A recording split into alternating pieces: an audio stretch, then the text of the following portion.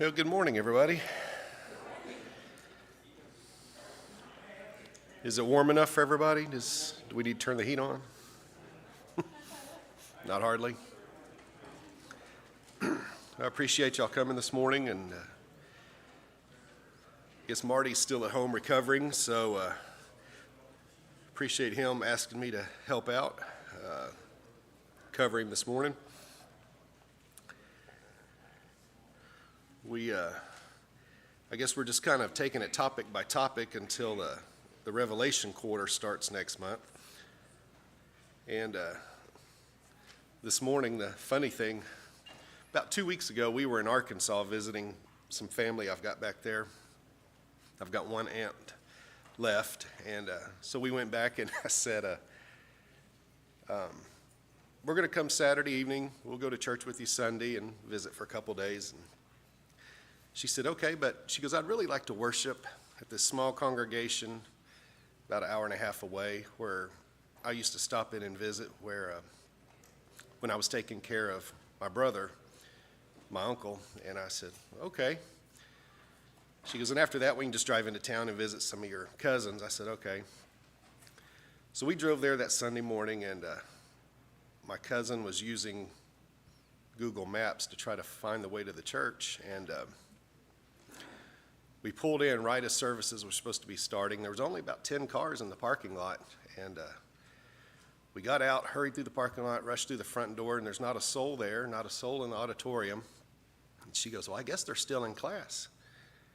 And I looked up on the stage, and there was Joey, you can appreciate this, there was a bright red Fender Precision bass, a Ludwig drum set. I said, Aunt Billy, I said, you used to worship here? And she goes, what? And Karen reached over to the podium and said, it says Quail Valley Baptist Church. I said, well, we're looking for the Quail Valley Church of Christ. I said, did they switch buildings? What's going on here? And leave it to the 11-year-old to hold up her phone and goes, you guys had 400 more meters to go on the highway. Back to the car, over the hill, and sure enough, about 400 meters, there was the Quail Valley Church of Christ. I think they had 39 in attendance that morning, so when we walked in, we made it 44. But the reason I say all that, the minister that morning had a sermon on mercy, and it was a real good sermon, and a lot of things were still bouncing around in my head when Marty asked me to fill in this morning, so I'm pilfering a little bit from his sermon, as well as a few things I've come up with. So hope you'll join me this morning in here as we talk about this topic. I've got the definition there at the top, but what just off the cuff, street definition do y'all think of when you hear the word mercy? Oh, does everybody have a handout? Did everybody grab one on the way? If you don't have one, raise your hand, and John will make sure. One right up here, John.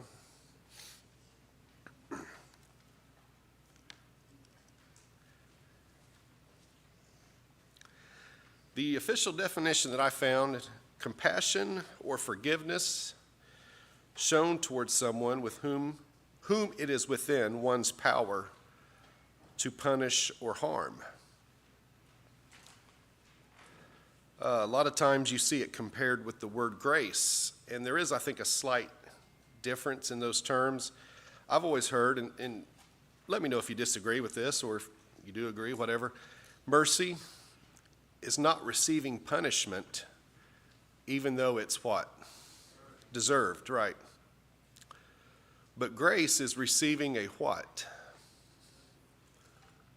Louder? A blessing or a gift, even though it's not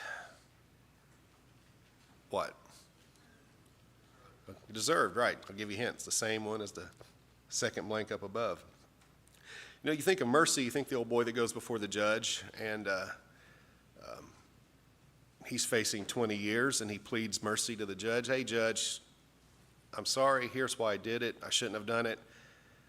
And instead of 20 years, the judge gives him 8 with half probation. You know, he pled for mercy, and he received it.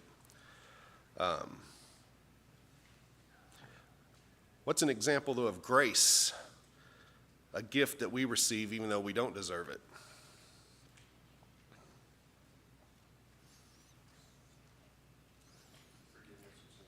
Forgiveness of sins. What have we done to deserve that? What have we accomplished that will pay for that? Jesus did all that, right? We don't deserve it, but because of his love for us, he gives it to us.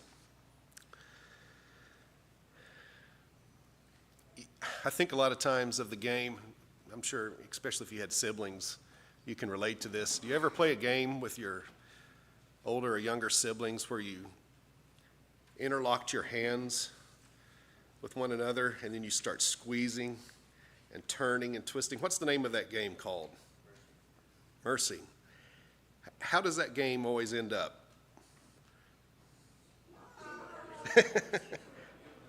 Right, until one person, I can come back, I can fight this, I can win, but no, you can't. The pain gets so severe, you cry out, mercy. We usually plead mercy when we've reached a point where it's unbearable, there's no chance of winning, there's no chance of victory, there's no chance of getting out of it, and we need help that we cannot provide on our own.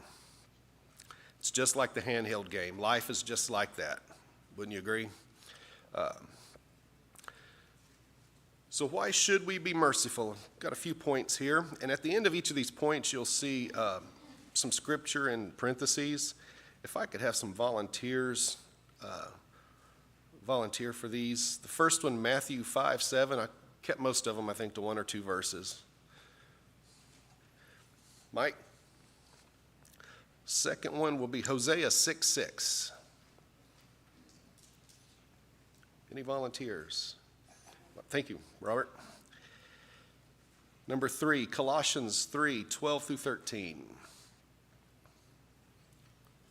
Rich, thanks. And number 4, Luke 10. I've got 25 through 37, really just 30 through 37 there. Any volunteers for the Luke? Randy, appreciate it. Jake, I'll get you next round. Why should we be merciful? Mike, go ahead and read Matthew 5:7. Blessings belong to those who show mercy to others. Mercy will be given to them. We will receive the blessing of what itself? Mercy itself. This is really, I think, one of the only Beatitudes, if I'm not mistaken, where the gift that's promised is what is attributed in the first part of the Beatitude. Blessed are those who show mercy, for they will receive mercy. I don't really like using the term karma. It's not a biblical word. It's not really even a Christian word, but I think there are a lot of principles of that found in the Bible, and this is one. You can also say you reap what you sow. What goes around comes around. But if you're one who shows mercy to other people, then the Lord promises you in this beatitude that you will receive it. And we all need it. We have struggles of life that come and go, sometimes through no fault of our own, a sickness or a job loss, whatever. But we also need it when we, what? I got mess up. When we mess up. When we sin, when we do things we know that are wrong, but we do them anyway for whatever reason. There are going to be times in life when we all need it. And so if we've been the kind of person that shows it and gives it to those, then we'll get it back when we need it.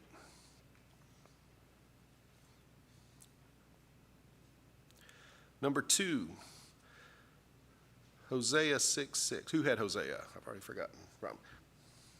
For I desire loyalty rather than sacrifice, and the knowledge of God rather than burnt offerings. What version are you using? The New American Standard. Okay. Does anybody else have he has said loyalty, right? Yes. Okay. Does anybody have a version that says another word there? Billy?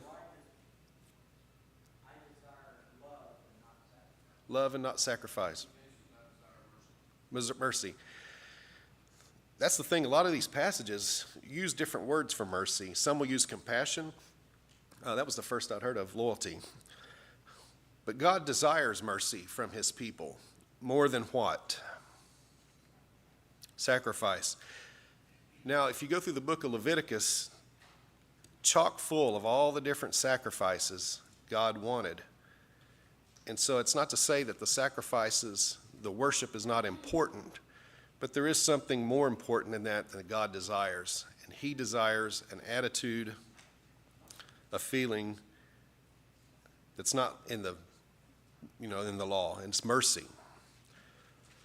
Sacrifices are good, but he's saying that there are some things that are better, that are more important. Colossians 3:12 and 13. Who had that? As those who have been chosen of God, holy and beloved, put on a heart of compassion, kindness, humility, gentleness, and patience, bearing with one another and forgiving each other. Whoever has a complaint against anyone, just as the Lord forgave you, so should you. So also should you. Okay. As Christians, we're called to be merciful. He's saying, if you're going to wear my name, if you're going to follow my cause, then I expect this attribute from you.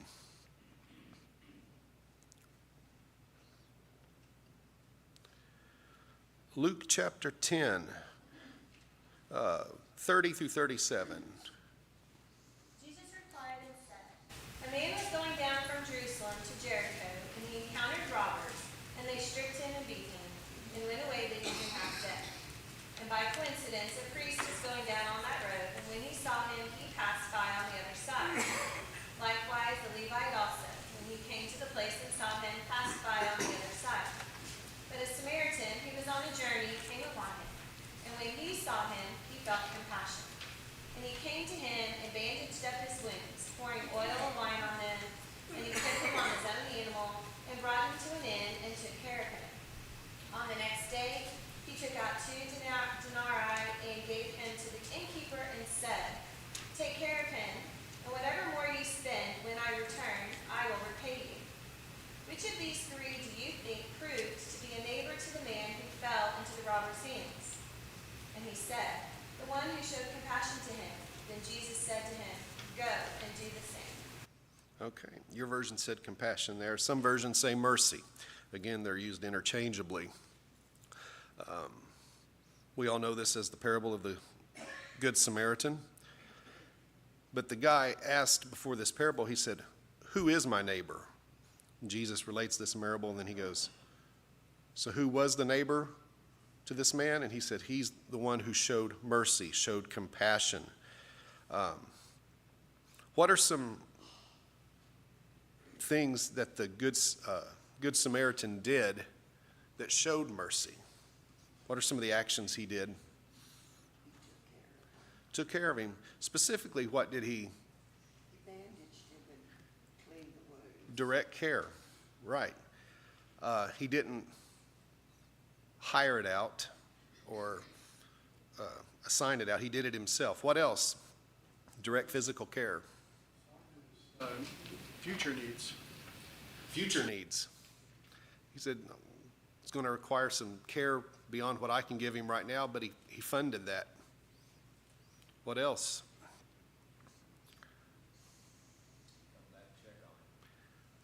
Didn't just do it and then leave. Return. Follow up. As Christians today, what are some things then that we can do to show mercy to people?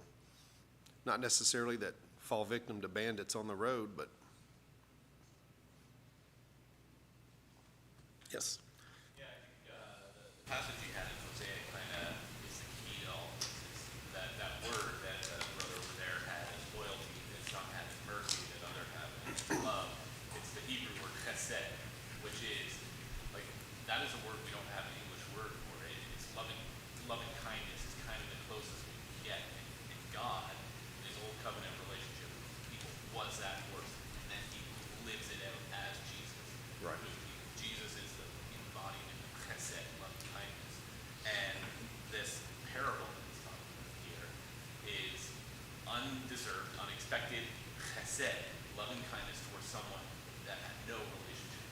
So our challenge as Christians is to try and live out that same loving kindness in unexpected ways at all times, because that's exactly what heaven does. Would it be similar to the agape love that we hear about from the Greek? Yeah. So agape is calling you out into service. Right. It's again, chesed is like this really unique Hebrew word, and it's got all these other words that try and define everything about it. But it's like that self-sacrificial love. Right. Well, it's not coincidental that it was a Samaritan. That he uses a Samaritan in the story. They Right. were enemies in that day. So that's what gives a lot of context.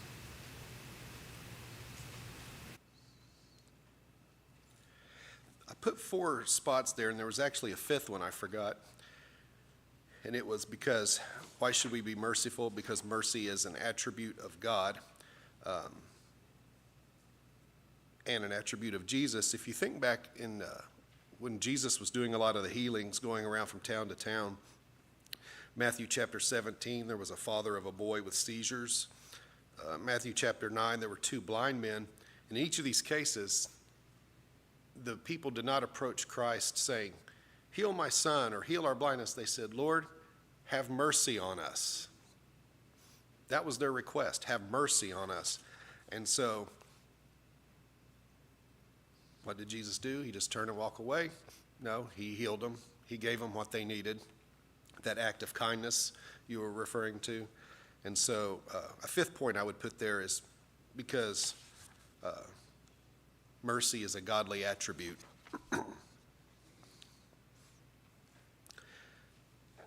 If we can all turn to Matthew 18.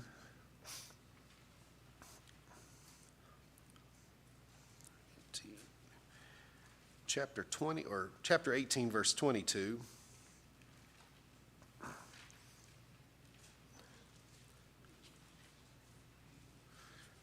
And I'll read this one right here. We know it as the parable of the unforgiving servant. Peter has just asked Jesus, how many times should I forgive somebody? 7 times? He says, not 7, but 70 times 7. He says, the kingdom of heaven is like a certain king who wanted to settle accounts with his servants. And when he began to settle accounts, one was brought to him who owed him 10,000 talents. But as he was not able to pay, his master commanded that he be sold with his wife and children and all that he had, and that payment be made. The servant therefore fell down before him, saying, Master, have patience with me, and I will pay you all. Then the master of that servant was moved with compassion or mercy, and released him and forgave the debt. But that servant went out and found one of his fellow servants who owed him 100 denarii. He laid hands on him and took him by the throat, saying, Pay me what you owe. So this fellow servant fell down on his feet and begged him, saying, Have patience with me, and I will pay you all. And he would not, but went and threw him into prison till he should pay the debt. So when his fellow servants saw what had been done, they were very grieved and came and told their master all that had been done. And then the master, after he had called him, said to him, You wicked servant, I forgave you all the debt because you begged me. Should you not also have compassion on your fellow servant, just as I had pity on you? And his master was angry and delivered him to the torturers until he should pay all that was due to him. Now I went from one end of the internet to the other to kind of look and see exactly how much these equaled out in today's money terms. Any idea how much 10,000 talents would be roughly? $10 million. 10 million? Boy, I come up with more than that, Harold. The smallest number I come up with was 3 billion. The highest one I saw was 11 billion. But most of them said around $3 to $6 billion in today's money would have been equal to 10,000 talents. Have patience with me. I will pay back all I owe. If any one of us in here was found to be $3 billion in debt, any hope in 20 lifetimes we could pay that back?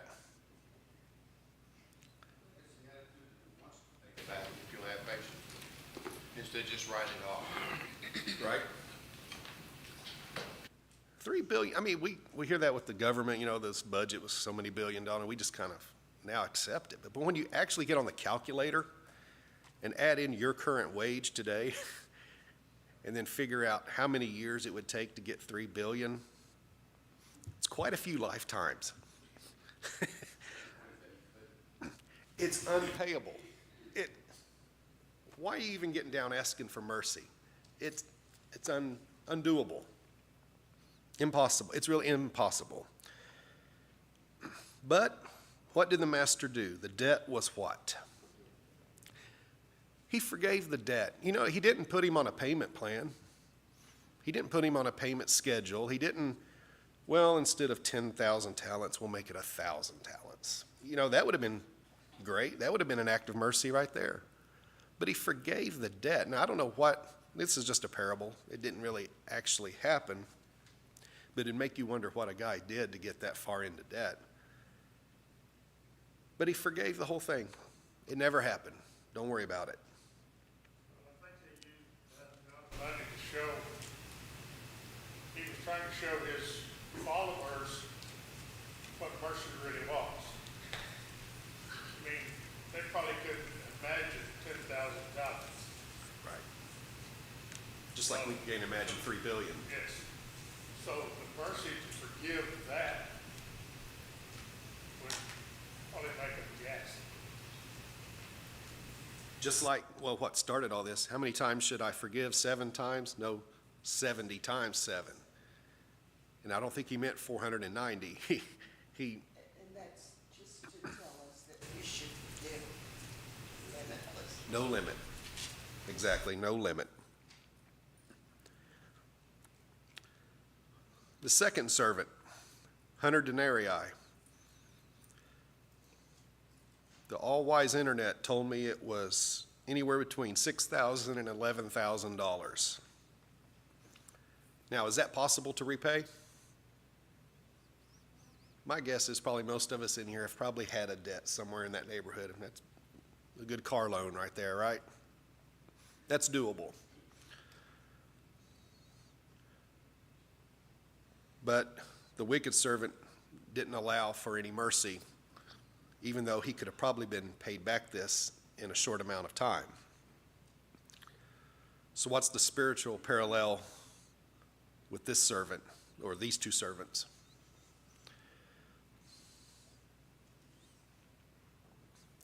The first one received mercy, but did not give mercy. Right. Today, we get upset at people for little things. But what has God forgiven us for? I heard it over here. Somebody's whispering. Everything. The first servant was called what? What did his master call him? Wicked. And he was handed over to the torturers and was punished. I don't like the way that handed over to the torturers. Man, that makes me hurt just reading it. And the mercy, here's the important thing, I think. The mercy that had been extended to him was what? Withdrawn.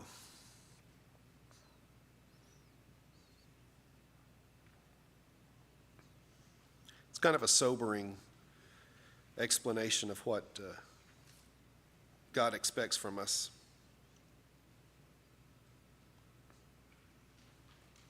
Any questions, comments? Anybody else got something to say?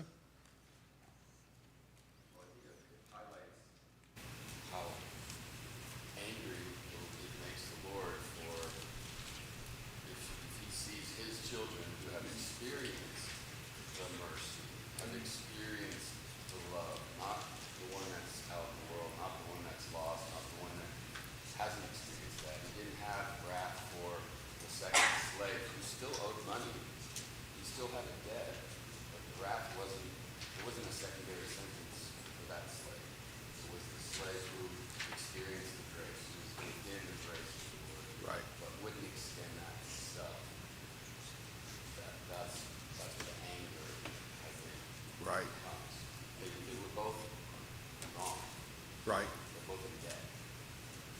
Hearing?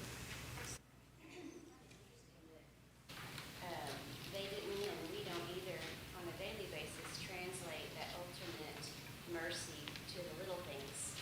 And we call them little, that sounds like they're not important, but the smaller mercies, we don't think about that, or we realize we may not be showing mercy, but we don't give it a lot of value, or, maybe that's a minor infraction, so it's not a big deal. But to God, of course, they're both missing the mark, but we don't translate that into the smaller things in our daily lives.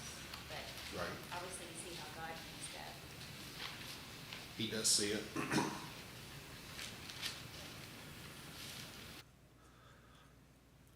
So what does it take to be merciful?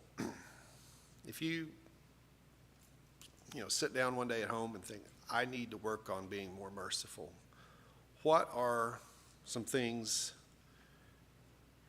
that we have to improve in our lives to get that, Billy? Love is two of the greatest ones. Compassion and what? Love. That's the first one. So I'm going to let you read Ephesians 2:4. It involves love.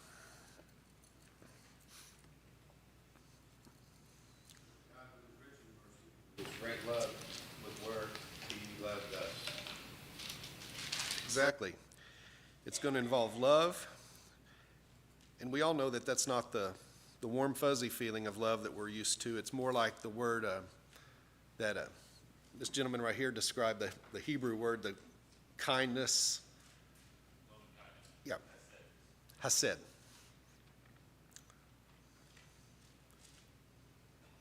It's not based on whether you like them or not, but based on what's in their best interest. I've got some more passages here at the end of each point. Does anybody want to take the Isaiah 49? Yes, go ahead. And then, And sun will not strike them, for their compassion, the compassionate one will guide them, lead them in springs. the hunger and thirst, and it involves, I've got here, satisfying or meeting needs. Somebody's in need of something, obviously to meet that or to satisfy it.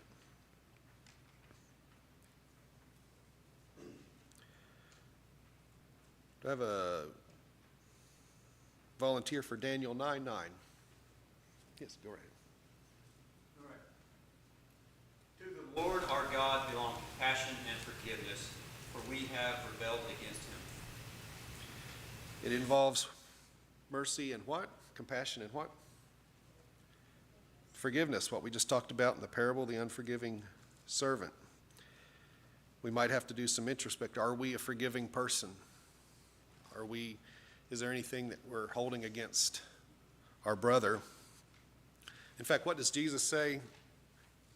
If you hold something against your brother, does he say go tend to it right after worship service? Go immediately.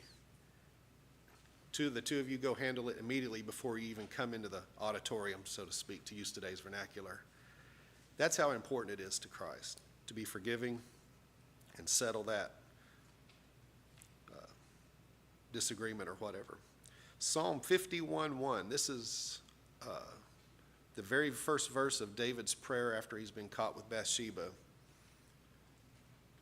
anybody want to take Psalm 51:1? Johnny? Be gracious to me, O God, according to your loving kindness. There's that word. According to the greatness of your compassion, blot out my transgressions. Again, forgiveness of transgressions.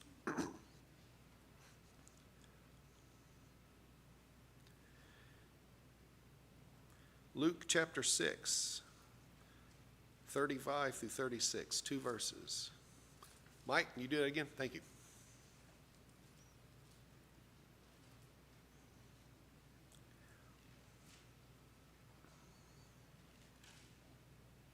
You to love your enemies and do good to them.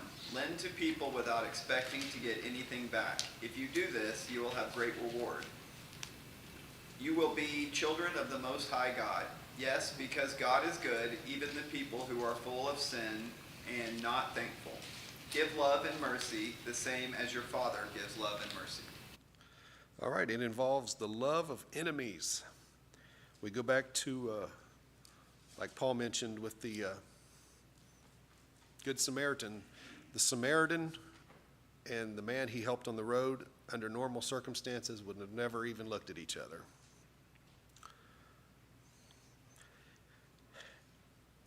When you show compassion or mercy to your enemies, and I'm even out of the biblical spiritual realm, think of warfare or the political realm. When you show mercy to somebody that you're generally opposed to, I think, am I wrong here, but does history not usually show or look more favorably on those people than those who just totally obliterate their enemies?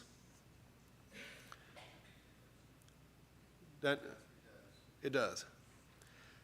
I even think of, back when the Native Americans would fight among themselves in tribal warfare, a lot of times they wouldn't even kill their enemy. They would take a stick and hit them. It was called counting, does anybody know the word? Counting coup. And they got more reward from that than they did killing their enemy. It showed, yes, I could kill you, but I respect the life that was given to you, just like the life that was given to me. And so they were often shown more reward for doing that. When we extend love to our enemies, I think we're going to be held in higher esteem than when we try to put them down. Did I hear something over here? No. Somebody made a comment.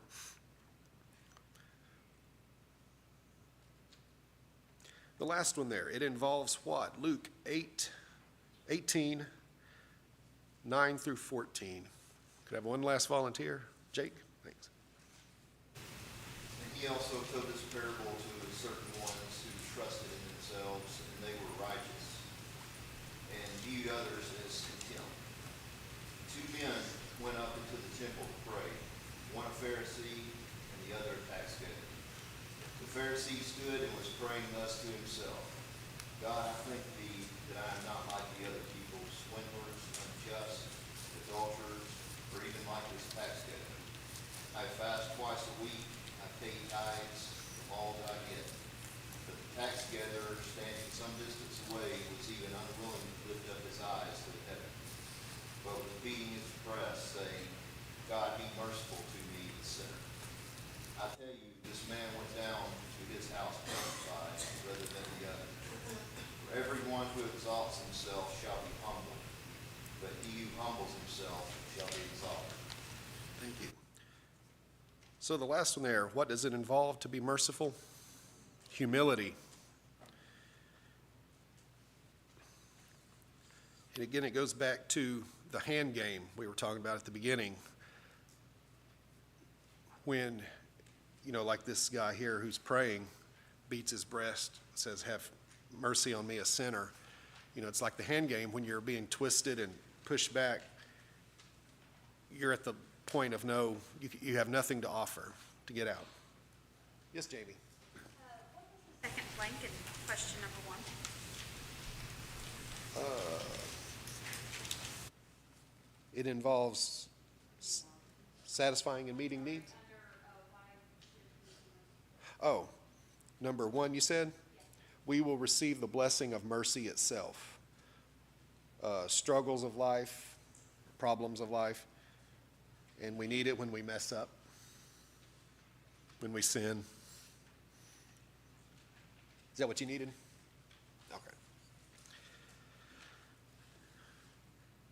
And I'm sure it involves a lot more than these. These are just some ones that I kind of thought of. Love, meeting the needs. It involves forgiveness because of what we've been forgiven for. It involves loving people that we're typically opposed to or that are opposed to us, our enemies.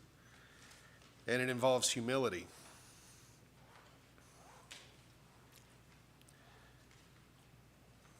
Well, y'all are a quiet bunch today. Y'all usually yak more than this. Yes? One of the aspects that God took on in showing his love and kindness to us through Jesus on the cross was absorbing some of that cost that we were in debt. And humility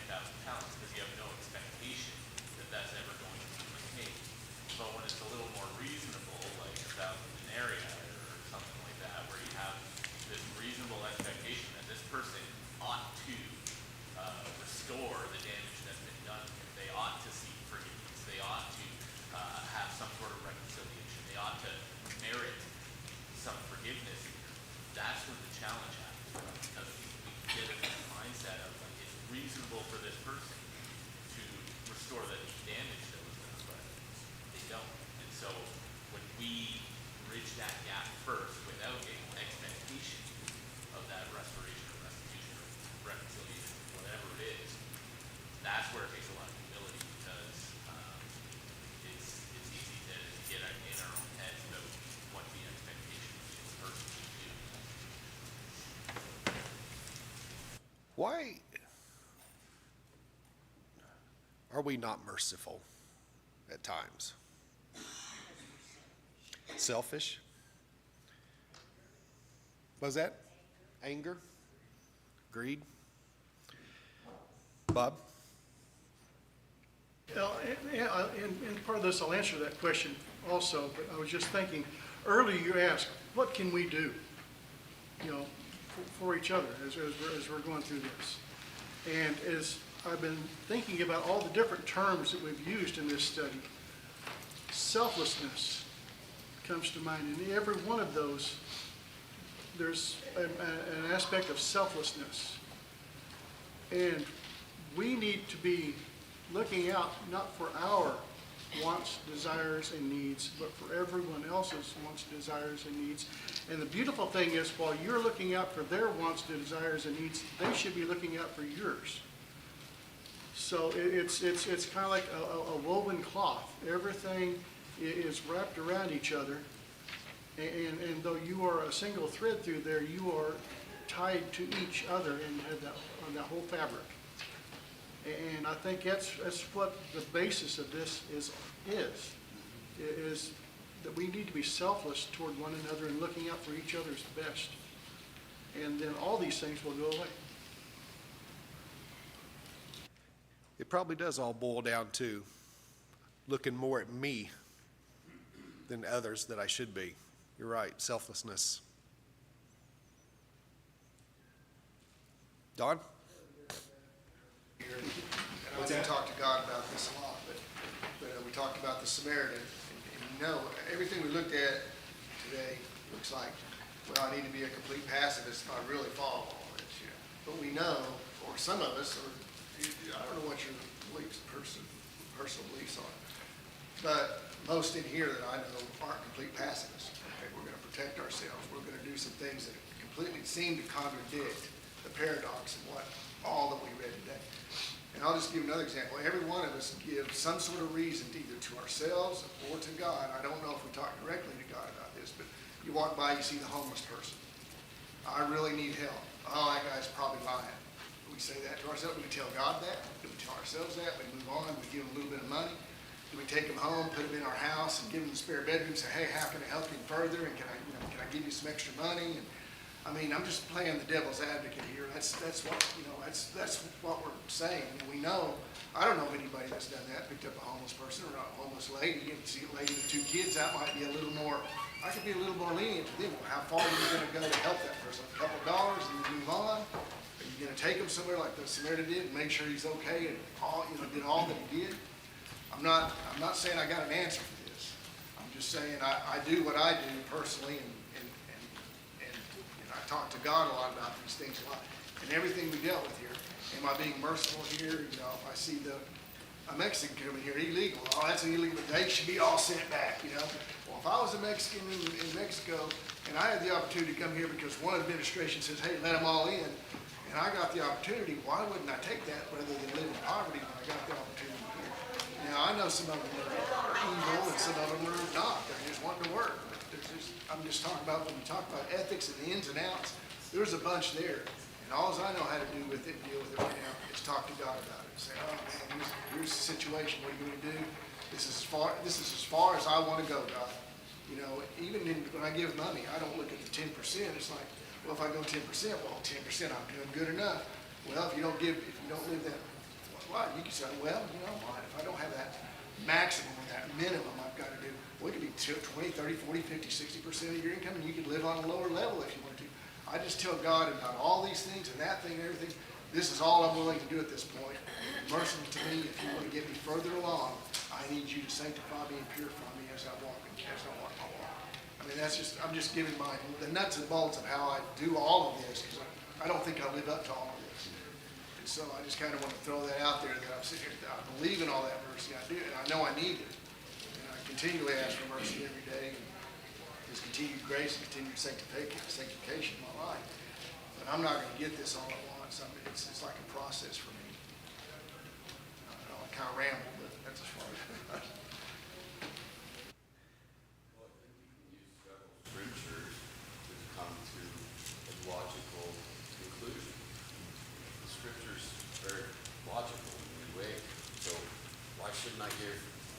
that person, that homeless person, I have no idea if they're gonna use the money or not. I don't know if they're dangerous or not, so I'll use, one concept that says to give, to share, true religion, widows and orphans, so I'll give, but I also have a responsibility to my family, to protect my family. It also says, to be as cunning as a serpent. All right, okay, so to take several scriptures to kind of guide you, not just isolate one and then, well, why shouldn't I give that homeless person I don't know, half of my money in that sacrificial giving? Well, yeah, but you have a counterbalance with other scriptures that can And that was my point. I mean, we read all these scriptures and we didn't ever look at, when God went and wiped out, told us to wipe out everybody. Wipe out every single person, including kids, and so I'm not saying that's what we should do, but I'm just saying there's some counter to this, and we just need to be careful on how far we go and justify ourselves with that, because we always don't know. I mean, maybe it's more than just a couple of cars. Maybe it's, I haven't taken anybody home. I'm like Paul, I'm exactly like that. I do the same thing, but I don't always know to the depth how far I'm trying to justify myself and how much I really want to do to be compassionate, and how much compassion I need. I'm just saying there's that, I can look at both sides. I truly believe the Holy Spirit wrote the New Covenant in paradoxes, just the same as Jesus talked in parables. There's always an opposite, faith and works. You got James, you got Ephesians, and it just goes on and on every issue. And so the only way I say I know how to deal with it is a couple of dollars good enough? Is going on good enough? I just say every time I talk to God about it, because I don't always know what's good enough, and I'm not trying to do good enough. I just need mercy. I want God to get me how far He wants me to be, because I know there's other verses to. Bum? So, one thing we need to remember is the only difference between people outside this building and the people inside this building, and I use that very generically. I'm not specifying any, I'm talking about people that are trying to be godly. That's the difference. We're trying to be godly. We're just as much, we are just as sinful as the people outside this building. Right. There's no difference. I mean, we are all a bunch of slimy sinners. Jesus, in Matthew 5, when he said, if your son asks for a fish, are you going to give him a snake? And then he turns around and says, if you being evil know how to good gifts, and it wasn't if you who act evil or who have evil tendencies, if you who are evil, that's our default, really, because we fight that every day. Because the first thing we want to do is to get back, to get even, to get ahead, to get our way. And we have to fight that. And it's an ongoing battle. We will never, ever be to where we were talking about today. We will never make that. Right. But we need to be trying our dead level best every day to be better and to continue on. And to have that as our goal is to be totally selfless. And that's what we're called to be, Christ-like. Well, thank you. You took us to the bell. All right. Thank you for your attention.